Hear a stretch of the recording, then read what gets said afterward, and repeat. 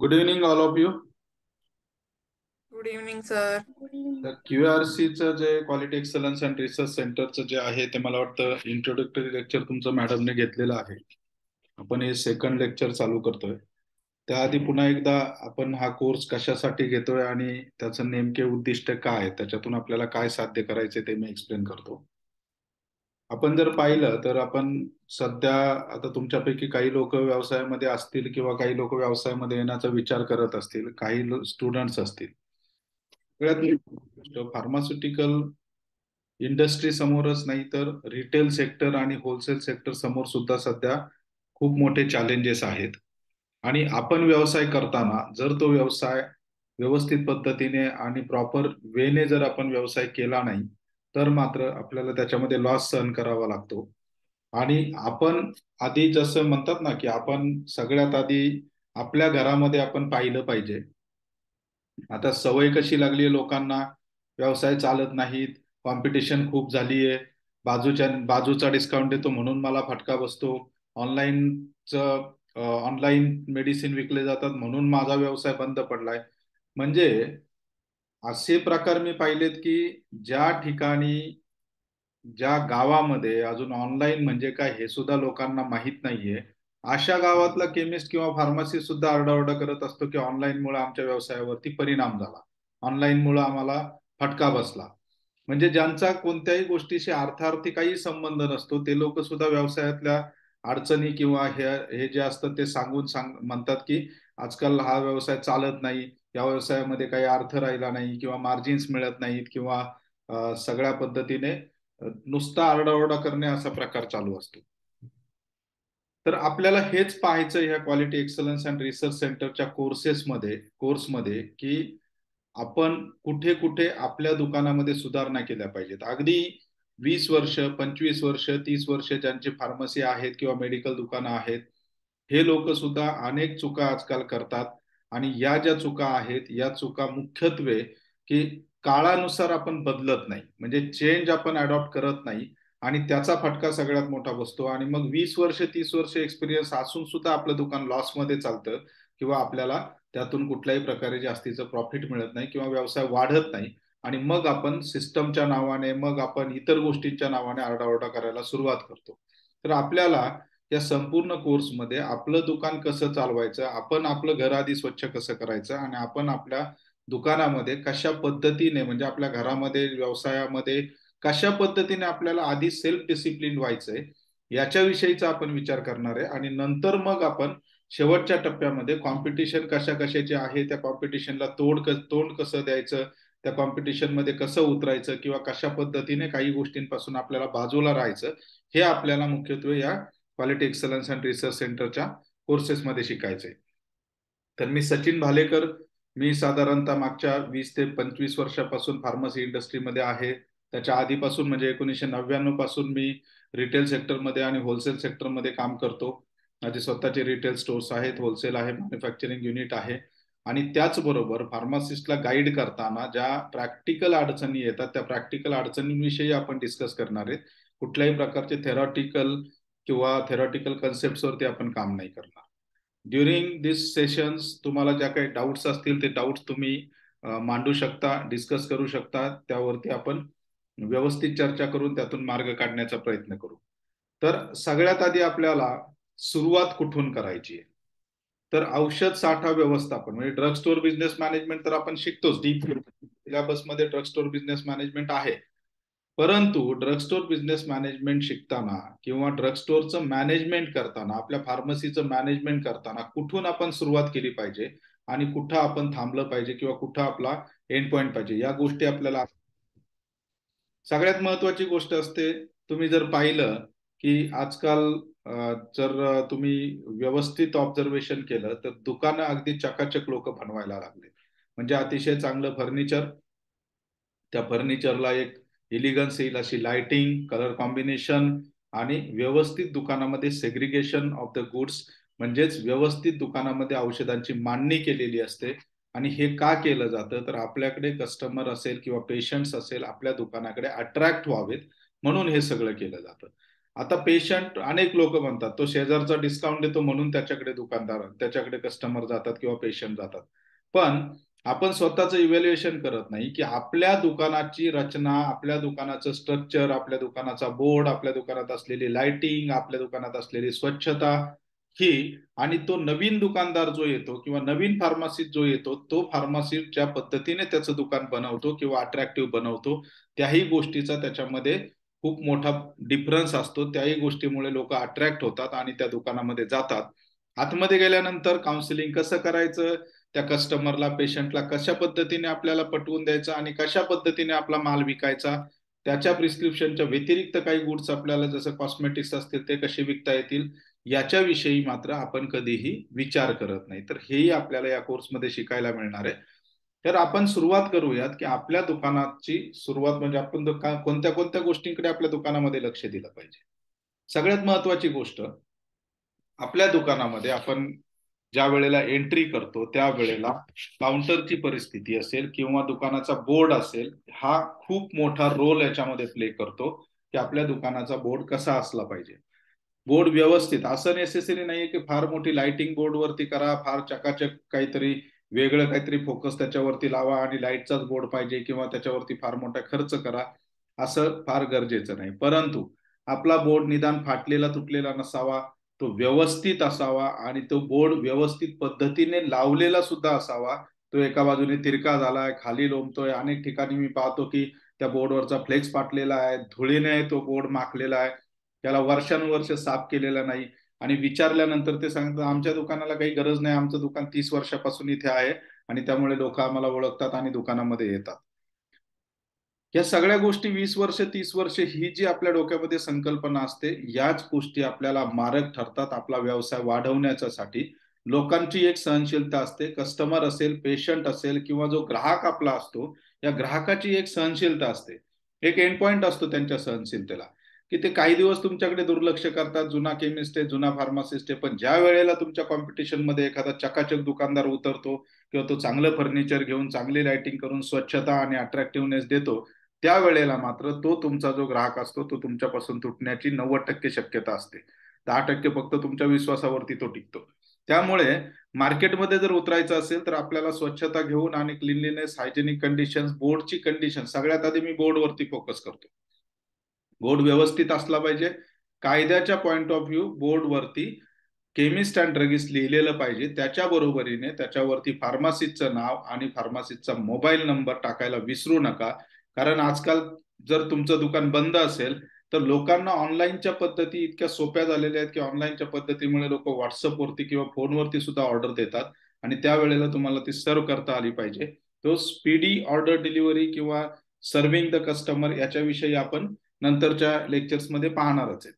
तर बोर्ड आपला व्यवस्थित पाहिजे आणि कॉन्ट्रो लाईट ज्याला म्हणता येतील किंवा वर्डिंग ज्याला, कलर ज्याला म्हणता येईल, colour combination, contrast colour combination असेल तर तो बोर्ड चांगल्या पद्धतीने उठून दिसतो आणि इथे औषधे मिळतात हे त्या कस्टमरला असेल किंवा पेशंटला असेल ते समजतं. त्यामुळे आपला बोर्ड हा स्वच्छ असला पाहिजे, व्यवस्थित असला पाहिजे. लाइटिंग केली तर अतिउत्तम, त्याला अजून ग्लेज येईल. त्यानंतर दुसरी गोष्ट, दुकानाच्या काउंटरच्या वरती व्यवस्थित लाइटिंग असणं गरजेचं. मी अगदी छोट्या छोट्या गोष्टी तुम्हाला सांगतोय. तुम्ही जर पाहिलं मार्केटमध्ये जुने दुकानं जे असतात, कुठेतरी त्या केमिस्टचं तोंड सुद्धा किंवा फार्मसीचं तोंड सुद्धा लोकांना दिसत नाही. दुकानामध्ये सगळा अंधार असतो आणि काउंटर सुद्धा व्यवस्थित दिसत नाही. लांबून फक्त बोर्ड दिसतो आणि लोक तिथे गेल्यानंतर त्यांना कळतं. दुपारच्या वेळेला लाईट बंद करून ठेवणे किंवा कुठलाही उजेड न ठेवणे, अशा पद्धतीने लोक काम करतात. तर आपल्याला काउंटरवरती व्यवस्थित लाईट पडेल, प्रकाश व्यवस्था व्यवस्थित असेल आपल्या दुकानामध्ये. लाईट इल्युमिनेस ज्याला म्हणतात, की फार्मास्युटिकल इंडस्ट्रीमध्ये सुद्धा डीम लाईट मध्ये कधी काम करू दिलं जात नाही. लख प्रकाश ज्याला म्हणता येईल असा आपल्या दुकानामध्ये असला पाहिजे. 4 बल्ब आपण जास्तीचे लावले, एलईडी जर लावले तर त्याच्यातून आपल्याला जे लाईट सेव्हिंग म्हणता येईल किंवा विजेची बचत म्हणता येईल ती करता येते. परंतु आपण या गोष्टींकडे लक्ष देत नाही. अंधार काउंटर कधी नको, त्या काउंटरवरती प्रकाश पाहिजे. दुसरी गोष्ट, काउंटर स्वच्छ पाहिजे. आता अनेक लोक म्हणतात आमचं काउंटर रोडच्या कडेला आहे त्यामुळे आम्ही साफसफाई जी आहे ती दिवसातून 2-3 वेळा केली तरी सुद्धा, कितीही केली तरी धूळ होते. किती केली तरी धूळ होत असेल तर दर 15 मिनिटांनी, 20 मिनिटांनी, अर्ध्या तासाने, 1 तासाने जेव्हा तुम्हाला वेळ मिळेल, 4 पेशंट नसतील त्यावेळेला एक हात काउंटरवरती मारणं किंवा एक फडकं काउंटरवरती मारणं ही एवढी मोठी गोष्ट नाहीये. पण ज्या वेळेला तुमच्या काउंटरवरती पेशंट येतो आणि त्या पेशंट ज्या वेळेला हात देऊन उभा राहतो, तो काउंटरवरती हात ठेवतो आणि तो असं पाहतो की हाताला माती लागली, त्यावेळेला इमेज जी आहे आपल्या दुकानाची, आपण फार्मसीमध्ये काम करतो, आपली फार्मसी आहे, ही इमेज डागाळली जाते, ही इमेज स्पॉइल होते की याला याची स्वतःची स्वच्छता ठेवता येत नाही. हे झालं काउंटरचं. काउंटरवरती डिस्प्लेसाठी ज्या गोष्टी लावल्या जातात त्यामध्ये सगळ्यात महत्वाची गोष्ट ही असते की नॉन मुव्हिंग जे साबण असतात किंवा कुठल्या तरी गोष्टी असतात, डेटॉलच्या बॉटल असतील, हे असेल, हे जनरली लोक फ्रंट काउंटरला लावून ठेवतात आणि ते नॉन मुव्हिंग आयटम्स असल्यामुळे वर्षानुवर्ष तिथे धूळ साचली जाते आणि खालच्या बाजूला जर काचेत पाहिलं तर अतिशय धूळ साचली जाते आणि ही धूळ साफ केली जात नाही. इथेही खूप बॅड इम्प्रेशन पडतं की याच्याकडे कुठलाही टापटीपणा नाही, याच्याकडे कुठलाही क्लिनलीनेस नाही. तर दर 15 दिवसातून काउंटर आतून साफ करणे, किती माल असू द्या, याने काही फरक पडत नाही. ह्या सगळे एक्सक्युजेस आहेत. आपल्याला आपण सुट्टी घेतो रविवारच्या दिवशी किंवा लोक बऱ्याच वेळेला दुपारचं 2 तास 3 तास झोपायला जातात घरी, बऱ्याच वेळेला संध्याकाळी 7-8 नंतर पेशंट नसतात, आपण कुठेतरी मोबाईलवरती चाळे करत बसतो किंवा काहीतरी वेगळं करत बसतो. हे करण्यापेक्षा त्या काउंटरची साफसफाई खूप महत्वाची आहे आणि त्यातून नसेल ठेवायचं, अजिबात काही ठेवू नका त्या काउंटर. काहीच गरज नाही की तिथे ठेवलंच पाहिजे डिस्प्लेला, अशातला भाग नाही. बऱ्याच वेळेला ऊन पडून त्या बॉटलच्या कव्हरचा किंवा त्या काही तिथे जर काही ते आपल्याकडे बॉटल ज्या मिल्क बॉटल्स वगैरे येतात असे लोक मानतात, त्याचे कव्हरचे कलर उडालेले असतात उन्हाने. मग तिथे जर ऊन पडतंय तर तिथे काहीच ठेवू नका ना. दररोजच्या दररोज साफसफाई करा आणि चकाचक ठेवा. काही नेसेसरी नाही की पुढे काहीतरी लावूनच ठेवलं पाहिजे आणि ते दिसलंच पाहिजे, असं काही गरजेचं नाही. म्हणजेच काउंटर जे आहे ते वेल मॅनेज्ड आणि सुटसुटीत पद्धतीने काउंटर आपलं असावं आणि काउंटर व्यवस्थित पद्धतीने ठेवलं पाहिजे. तिसरी सगळ्यात महत्वाची गोष्ट जी आहे ती ती म्हणजे काउंटरवरती चॉकलेटच्या बरण्या, काउंटरवरती इतर काही जे साहित्य आहे ते साहित्य, अशा कोणत्याही गोष्टी आपल्या काउंटरवरती स्कॅटर्ड पडलेल्या नको. व्यवस्थित काउंटरवरती जागा, असं काही नाही. लोक माझ्या दुकानामध्ये खूप माल आहे, ते काउंटर सुद्धा माझं भरलेलं असतं, त्या पेशंटला एक छोट्याशा बोळीतून ते पेशंट इकडून तिकडून हात घालून आपल्याला हे औषधं मागतो. पेशंटसाठी काउंटर ही जी जागा आहे ती डिस्पेन्सिंग साठी फक्त वापरा आणि त्या काउंटरवरती सुटसुटीत वरती काही न ठेवलेलं बरं, त्याच्यासाठी पाठीमागे जागा करा. पुढची सगळ्यात महत्वाची गोष्ट, काउंटरवरती जे ते झिरमाळ्या सोडण्याची गोष्ट म्हणतो आपण, म्हणजे त्या शॅम्पूचे पाऊच असतील किंवा इतर गोष्टींचे पाऊच असतील, ऑइलचे पाऊच असतील, मेहंदीचे असतील, कलर डायचे असतील, हे सगळे आपण ते सोडून ठेवतो किंवा ब्रशचे जे स्ट्रिप्स असतात त्या सोडून ठेवतो. आणि त्या बऱ्याच वेळेला तो कस्टमर तुम्हाला, तो पेशंट तुम्हाला शोधत असतो, असं डोकं आतमध्ये घालून वगैरे बघतो, वरून ते डोक्याला लागतं. हे अजिबात बरोबर दिसत नाही. आपलं काही किराणा दुकान नाहीये किंवा आपली पानटपरी नाहीये की आपण त्या माळा सगळ्या सोडाव्यात आणि व्यवस्थित. म्हणजेच काउंटर हे अगदी सुटसुटीत, व्यवस्थित, कस्टमरला कम्फर्टेबली उभं राहता येईल. उभं राहण्याची सुद्धा आपण बऱ्याच वेळेला पाहतो, एक स्टेप असते, त्या स्टेपच्या वरती काउंटर असते, त्या स्टेप वरती जागा नसते उभं राहायला, ते काउंटर छातीला येतं कस्टमरच्या आणि तो असा टाचावर करून पाहत असतो. तर ती आपण काळजी घेतली पाहिजे की आपला कस्टमर कशा पद्धतीने उभा राहतोय, आपला कस्टमरला एस ऑफ कन्व्हिनियन्स त्याला आहे की नाही, तिथे उभं राहण्याचं त्याला कन्व्हिनियन्स आहे की नाही आणि तो कम्फर्टेबल आहे की नाही, या दोन गोष्टी आपल्याला पाहायच्यात. आता त्याच्यानंतरची गोष्ट आहे दुकानातले रॅक्स आणि दुकानातले अरेंजमेंट. त्याच्याविषयी आपण या आजच्या लेक्चरमध्ये डिटेलमध्ये पाहणार. म्हणजेच आपल्या दुकानामध्ये सगळ्यात महत्वाची गोष्ट स्वच्छता असली पाहिजे. कुठल्याही रॅकमध्ये धूळ नको, माती नको, कुठल्याही प्रकारचा कचरा नको. आणि स्वच्छता करायला फार मोठे काही कष्ट लागतात अशातला भाग नाही. अनेक लोक एक्सक्युजेस देत असतात, आम्हाला श्वास घ्यायला वेळ मिळत नाही, आम्हाला चहा प्यायला वेळ मिळत नाही, आम्हाला पाणी प्यायला सुद्धा वेळ मिळत नाही, मग स्वच्छता कधी करणार, आणि इतका स्टॉक आहे आमच्याकडे. अनेक दुकानं मी पाहतो ज्या दुकानांचं काउंटर दररोजचं 2 लाख 2.5 लाखाच्या आसपास असतं. त्या ठिकाणी त्यांनी व्यवस्थित स्वच्छता ठेवून, व्यवस्थित मॅनेजमेंट करून त्या औषधं मॅनेज करून ठेवतात. कुठल्याही प्रकारची घाण दुकानांमध्ये नसते. आणि छोटे दुकानदार जे असतात, ठीक आहे ना, तुम्ही एकटे आहात, पण याचा अर्थ असा नाही की तुम्ही एकटे आहात म्हणून तुम्ही स्वच्छतेला एक्सक्यूज देणार आहे. क्लिनलीनेस हा इज मोस्ट इम्पॉर्टंट.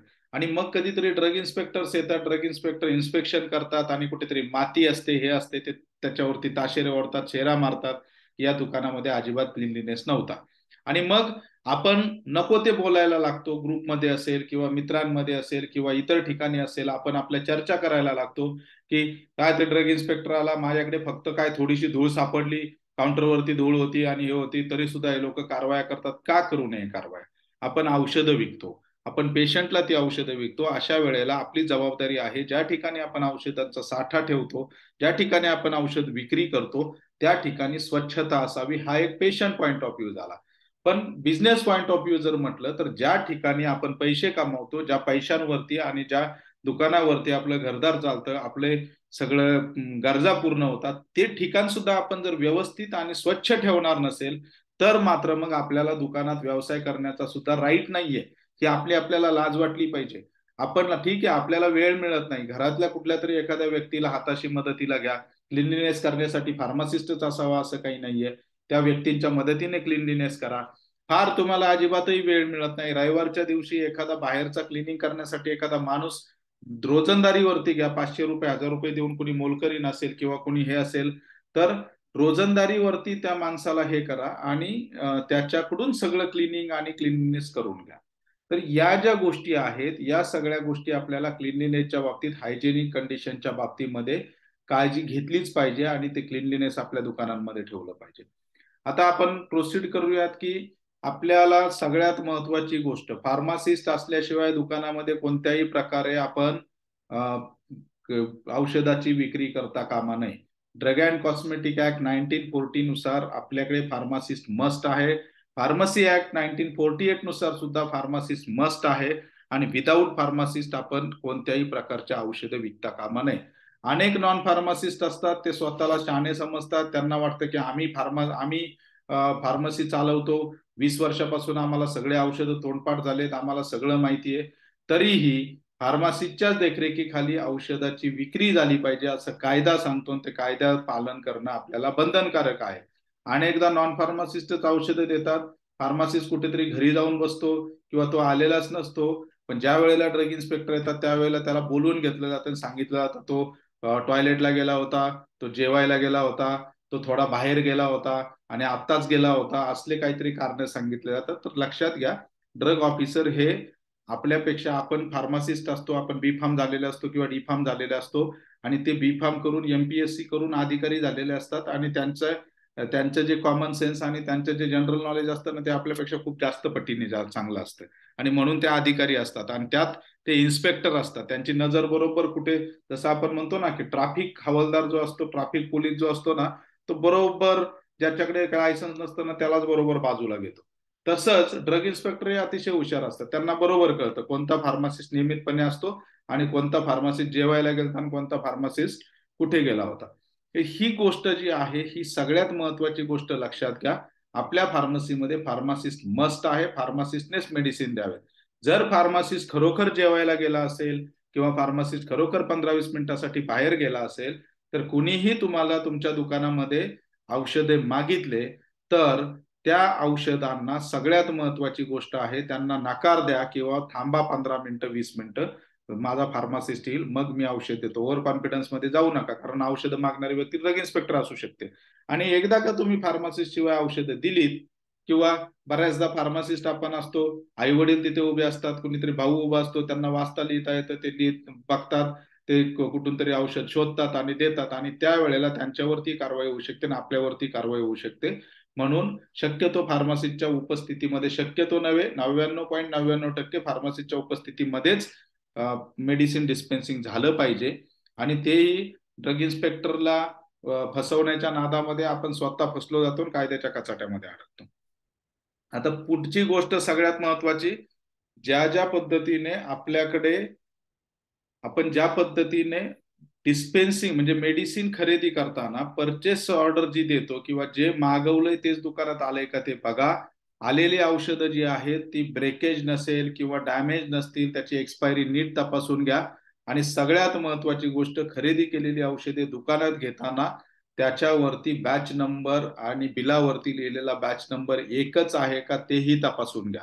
कारण उद्या जर काही लिगल पॉइंट उद्भवले किंवा प्रॉब्लेम झाला तर त्यावेळेला आपल्याला बॅच नंबर ही सगळ्यात महत्वाची गोष्ट असते आणि या बॅच नंबर प्रमाणेच आपल्याला औषधं चेक करून घेतली पाहिजेत आणि घ्यावी लागतात, एवढं लक्षात घ्या. तर या सगळ्या ज्या गोष्टी आहेत, खरेदी बिलांवरच्या औषधाचा बॅच नंबर आणि आपल्याला मिळालेली औषधे हे चेक करून घ्या. It is must. आणि त्यामुळे तुम्ही कायद्याच्या पुढच्या काही प्रक्रियांमधून वाचू शकता. अन्यथा जर एखाद्या वेळेला काही जर मिसहॅप झालं किंवा काही रिॲक्शन वगैरे आली तर बॅच नंबर हे खूप महत्वाचे असतात. आता ज्या औषधांना कोल्ड स्टोरेज ऍप्लिकेबल होतं, ती औषधे इन्सुलिन असतील किंवा इतर असतील, ती तुम्हाला ज्या होलसेलरकडून आली त्या होलसेलरनी व्यवस्थित कोल्ड पॅक मध्ये पाठवली की नाही ते चेक करून घ्या. कदाचित अनेकदा असं होतं की ते आपलं पिशवीमध्ये टाकून पाठवतात. तो जो डिलिव्हरी बॉय असतो तो डिलिव्हरी बॉय कुठेतरी याच्यामध्ये तो डिलिव्हरी बॉय कुठेतरी थांबतो उन्हामध्ये चहा प्यायला. तिथे ती बॅग गरम होते. ते कोल्ड स्टोरेजचं औषध असतं त्याची टेम्परेचर कंडिशन व्हायलेट होऊ शकते. म्हणून आपल्याला सगळ्यात महत्वाची गोष्ट, ज्या औषधांना कोल्ड स्टोरेजची गरज आहे ती औषधे कोल्ड स्टोरेज मध्येच साठवली गेली पाहिजेत आणि आणलीही कोल्ड स्टोरेज मध्येच पाहिजे. नाहीतर काय होणार आहे, त्याची पोटेन्सी कमी होणार आहे. म्हणून आधी ही सगळी औषधे जी आहेत ती सगळी तपासून घ्या. तपासून घेतलेल्या औषधांचं रेकॉर्ड जे आहे ते कॉम्प्युटराइज पद्धतीने जर तुम्ही केलं तर त्याचा आणखी फायदा होतो आणि आपल्याला औषधे शोधणं सुद्धा सोपं जातं. आता हे झालं जे औषधं तुमच्या दुकानामध्ये तुम्हाला रिसीव्ह होणार आहे त्याच्याबद्दल. त्यानंतर आपण पाहूयात की औषधं कशा पद्धतीने मांडायचे. तर दोन पद्धतीने जनरली आपल्याकडे, तीन पद्धतीने जनरली औषधे आपल्याकडे कॅटेगराईज केली जातात. एक अल्फाबेटिकल कॅटेगरीने औषधं आपण मानतो की सिरपचं कपाट आहे, त्या सिरपच्या कपाटामध्ये अल्फाबेटिकल औषधं आपण ठेवतो. म्हणजे मग सिरप असेल तर सिरप मधून ते शोधता येतं. टॅबलेट असतील तर औषधं आपण अल्फाबेटिकल पद्धतीने ठेवतो. कॉस्मेटिक्स असतील तर कॉस्मेटिक मध्ये आपण जनरली कंपनी वाईज मांडणी केली जाते. आणि दुसरा जो प्रकार आहे तो थेरपेटिक कॅटेगरी वाईज औषधं आपण ठेवतो.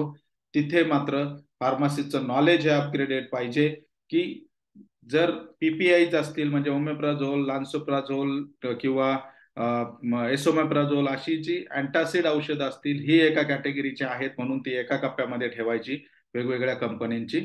आणि तिसरा जो प्रकार आहे तो म्हणजे कंपनी वाईज औषधं मांडून ठेवले जातात. ज्या ठिकाणी काउंटर हे कुठेतरी एखाद्या डॉक्टरांना किंवा क्लिनिकला कनेक्टेड असेल आणि पीसीडी मोनोपॉली पद्धतीची औषधे तिथे लिहिली जात असतील तर आपण कंपनी वाईज ग्रुप करून ती औषधं ठेवतो जेणेकरून आपल्याला ती बरोबर त्या प्रिस्क्रिप्शनच्या वेळेला ती सापडली पाहिजेत. म्हणजे औषधं कॅटेगराईज जे आहेत त्या पद्धतीनेच ठेवली पाहिजेत. औषधं कधी रॅन्डमली ठेवू नका. सापडत नाहीत आणि त्यातून काय दुष्परिणाम होतात, एक्सपायरी जे झालेले औषध असतात किंवा नॉन मुव्हिंग असतात ते आपल्याला लक्षात येत नाहीत आणि आपल्याला त्याचा त्रास होतो. कोल्ड स्टोरेज, ज्या औषधांना 8 डिग्री सेल्सिअस किंवा त्यापेक्षा कमी तापमानाची गरज असते त्यावेळेला अल्फाबेट वगैरेचा विचार न करता ती औषधे थेरॉपेटिक कॅटेगरीमध्ये मांडलेली असू द्यात अगर अल्फाबेटमध्ये असू द्यात ती उचलून आपल्याला फ्रीजमध्ये ठेवावे लागतात. रेफ्रिजरेटरमध्ये वरच्या भागामध्ये 8 डिग्रीपेक्षा कमीची आणि 8 डिग्री ते 20 डिग्री पर्यंत जर तापमानची औषधं असतील तर ती खालच्या भागामध्ये आपल्याला म्हणजे रेफ्रिजरेटरच्या नॉर्मल टेम्परेचरला 8 डिग्री ते 20 डिग्रीच्या टेम्परेचरला आपल्याला ठेवावे लागतात. सो औषधं जर त्यांचा एसए जो असतो किंवा त्यांची जी प्युरिटी असते, गुणवत्ता असते, ती जर टिकवून ठेवायची असेल तर औषधं आपल्याला व्यवस्थित टेम्परेचरला ठेवणं गरजेचं असते. जनरली औषधांची जी समजा आता पोलिओ वॅक्सिन आहे तर त्यावरती एक्सपायरी डेट ही अवलंबून असते. म्हणजे औषधाची एक्सपायरी डेट ही टेम्परेचर कंडिशन्स वरती अवलंबून असते. जनरली जे रेफ्रिजरेटरमध्ये ठेवायचे औषध असतात 24, 6 महिने आणि 3 महिन्याच्या कॅटेगरीमध्ये ते डिवाइड होतात आणि त्या पद्धतीने त्यांची एक्सपायरी डेट जनरली ठरवली जाते. त्यानंतर औषधांच्या लेबलवर आढळणाऱ्या सर्वसाधारण सूचना ज्या असतात, store in cool place. Cool place म्हणजे 2 ते 8 डिग्री टेम्परेचर. ज्या औषधांवर कोणतीही सूचना नसते अशी औषधं लाईट पासून दूर ठेवायची असतील तर 30 डिग्री पेक्षा कमी तापमान असलेल्या ठिकाणी ठेवावे. जनरली आता बघा आपण म्हणतो की रूम टेम्परेचर त्याच्यावरती लिहिलेलं आहे किंवा त्याच्यावर कुठली टेम्परेचर कंडिशन लिहिलेली नाही मग आम्ही रूम टेम्परेचरला ठेवतो. मग रूम टेम्परेचर आपल्याकडे उन्हाळ्याच्या दिवसामध्ये पत्रा जर असेल मेडिकलला आणि खालून फक्त फॉल सिलिंग तुम्ही केलेलं असेल त्या मेडिकल स्टोर्समध्ये रूम टेम्परेचरच जातं 30 डिग्री 35 डिग्रीच्या आसपास. किंवा कधी कधी उन्हाळ्यामध्ये आपल्याकडे 35 डिग्री टेम्परेचर रूमचं होतं. मग अशा कंडिशनमध्ये सुद्धा आपल्या औषधं खराब होऊ शकतात. म्हणूनच आता या बदलत्या टेम्परेचर कंडिशन्समुळे आणि वाढत्या तापमानामुळे आपल्या दुकानामध्ये एअर कंडिशनर असणं खूप गरजेचं आहे. त्यामुळे औषधाची जी एक्सपायरी आहे एक्सपायरी जरी काही लिहिलेली असली तरी त्याची पोटन्सी कमी होऊ नये ही सुद्धा आपली जबाबदारी असते. आणि म्हणून स्टोरेज कंडिशन खूप महत्वाची असते. म्हणजे कुठल्याही कंपनीकडे ज्या वेळेला कुठल्याही औषधाच्या संदर्भामध्ये ज्या वेळेला एखादी तक्रार येते, कंप्लेंट येते की याची पोटन्सी बरोबर नाही, FDA सॅम्पल उचलतं, त्यावेळेला कंपनी सगळ्यात आधी इन्व्हेस्टिगेशन करताना हे विचारते की रिटेल मेडिकल स्टोर्समध्ये किंवा होलसेल मेडिकल स्टोर्समध्ये किंवा ड्युरिंग ट्रान्सपोर्टेशन हे औषध कशामध्ये ठेवलेलं होतं आणि कोणत्या टेम्परेचर कंडिशनला ठेवलेलं होतं. त्यामुळे आता डू नॉट फ्रीज म्हणून ज्या औषधांवरती लिहिलेलं असतं ते रेफ्रिजरेटरमध्ये ठेवायचे, पण फ्रीझरमध्ये मात्र ठेवायचे नाही. अन्यथा पुन्हा त्याची पोटन्सी मात्र त्या औषधाची कमी होऊ शकते. स्टोअर ॲट रूम टेम्परेचर म्हणजे खोलीत अथवा दुकानात असलेल्या सामान्य तापमानाला ठेवणे. आता भौगोलिक परिस्थितीनुसार समजा विदर्भामध्ये गेलात, मराठवाड्यामध्ये गेलात आणि पश्चिम महाराष्ट्रात सुद्धा आता टेम्परेचर 30-35 डिग्रीच्या पुढे जातं. अशा वेळेला एसी असणं गरजेचं आहे, म्हणजे योग्य तापमान जे आहे औषधांसाठी उपलब्ध करता येतं. आता रुग्णांना किंवा ग्राहकास औषध विक्री करताना औषध साठा औषधे पूर्णपणे वापरून होईपर्यंत घरी योग्यरित्या कसा करावा हे सांगणं आपली जबाबदारी आहे. म्हणजेच पेशंटने सुद्धा औषधाचं स्टोरेज कसं करावं, घरी गेल्यानंतर कुठे ठेवावीत, खिडकीमध्ये औषधं ठेवू नयेत, बाथरूम मध्ये ठेवू नयेत किंवा ज्या ठिकाणी किचन मध्ये औषधं ठेवू नयेत, व्यवस्थित ज्या ठिकाणी कमी प्रकाशाचा भाग घरामध्ये असेल किंवा अंधार असेल अशा कपाटामध्ये ती औषधं ठेवावीत. हे मात्र आपल्याला औषधं देताना रुग्णांना सांगणं, पेशंटला सांगणं गरजेचं आहे. औषध विक्री करताना त्या औषधाच्या स्टोरेज विषयीची माहिती आपण रुग्णांना देणं किंवा पेशंट्सला देणं गरजेचं आहे. त्यानंतर जे औषध निकषांवर अप्रमाणित घोषित केलेले आहेत, म्हणजेच जे औषध ही रिस्ट्रिक्टेड केलेली आहेत, एफडीएने सांगितलंय की ही औषधं चांगल्या क्वालिटीची नाहीत आणि ते एफडीए डिक्लेअर करतं मधून मधून. तुम्ही जर एक्सेलनच्या वेबसाईटवर पाहिलं तर त्याच्यावरती हे लिहिलेलं असतं. सो याला काय कशाला म्हणतात अप्रमाणित औषधं, की एखाद्या औषधाचा जी प्युरिटी असते किंवा गुणवत्ता असते ही तपासणीच्या वेळेला कमी सापडली तर एफडीएचे अधिकारी ह्या औषधाची विक्री करण्यासाठी तात्काळ मनाई करतात आणि स्टॉप सेलच्या नोटिसेस देतात. अशा वेळेला आपण जे प्रशासन आपल्याला सूचना देते त्याच्यानुसार ते औषधं त्या होलसेलरला परत करायची असतात, त्याची विक्री अजिबात करायची नाही. त्यामुळे जर आपण अशी काही औषधं असतील तर ही 1940च्या ड्रग अँड कॉस्मेटिक ऍक्टच्या कलम 18 अन्वये प्रतिबंधित केलेली असतात. त्याचं उल्लंघन जर आपण केलं तर आपण शिक्षेस नक्की पात्र होतो. त्यामुळे आपण रिटेलर आहोत आणि आम्हाला काय करायचंय अशा पद्धतीने न वागता आपण 100% एफडीए ला असे जे कुठले सबस्टँडर्ड ड्रग्स डिक्लेअर केलेले असतात या सबस्टँडर्ड ड्रग्स न विकणे आणि ते परत डिस्ट्रीब्युटरला करणे, डिस्ट्रीब्युटरकडून त्याची पोच घेणे खूप गरजेचं असतं. आता हे सगळं जे आहे हे एवढी काळजी आपल्याला ड्रग स्टोअर बिझनेस मॅनेजमेंट करताना घ्यायची आहे. हे झालं साठवणुकीविषयी. औषध दुकानामध्ये लावताना आपण जर आता नवीन अनेक कन्सेप्ट आपल्याकडे वापरले जातात. जसं तुम्ही जर पाहिलं तर आयुर्वेदिकचा कप्पा सेपरेट असतो, शेड्यूल H1चा कप्पा सेपरेट असतो, शेड्यूल Hचा कप्पा सेपरेट असतो, सिरप सेपरेट ठेवले जातात, कॉस्मेटिक सेपरेट ठेवले जातात आणि फूड आयटम्स आणि इतर ज्या गोष्टी आहेत जनरल आयटम्स हे सेपरेटली स्टोअर्स केलं जातं. म्हणजेच आपल्याला ड्रग सेक्शन आणि फूड किंवा जनरल सेक्शन हा सेपरेट करायचा आहे, स्वतंत्र करायचा आहे. अशा पद्धतीने मांडणी करावी लागते. त्यानंतर एक्सपायर मेडिसिन असतील, एक्सपायर मेडिसिन साठी सुद्धा आपल्याकडे सेपरेट कप्पा पाहिजे, त्याला लॉक अँड की पाहिजे, त्याचं रजिस्टर सेपरेट मेंटेन केलं पाहिजे. त्याचबरोबर कायद्याने आपल्याला रिस्ट्रिक्टेड किंवा एनआरएक्स ड्रग्स असतील तर लॉक अँड की मध्येच ती ठेवली पाहिजे. कॉम्प्युटर सिस्टम आपल्याकडे मस्ट आहे.